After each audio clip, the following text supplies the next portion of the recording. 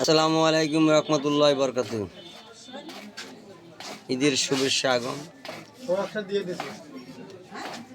সবাই ভালো থাকবেন।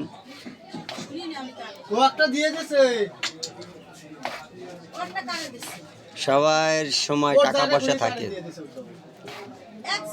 হাজার হাজার টাকার বাজার করতেছেন, বাপ মার কথা মনে পড়তেছে না। 10 টাকা করে এখন সবারটা কেনার সময় আপনি চিনতে ভাবনা পড়ে না,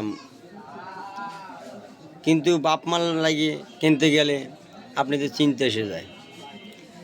2000 টাকা তার দেবো না, থাক 1500 টাকা দামের দিই না, 1500 টাকার তার দেবো না, 1000 টাকা দিই, যেতে লাস্টে 300 টাকার তা কিনেন।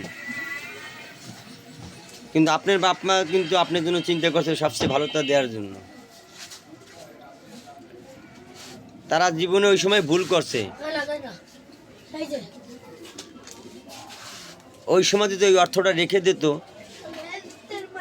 তারা রাখার চিন্তা ভাবনা করেনি। চিন্তা ভাবনা করছে যে আমার ছেলে ভালো, তা পেনবে, ভালো লাগবে, ওর মনে আফসোস থাকবে। আর এখন আপনাদের বাপ মাকে নিলে মার্কেটে আপনাদের খুব প্র্যাকটিসে বাদে, সমাজে আপনার ছোটো মনে হয়, আসলে না।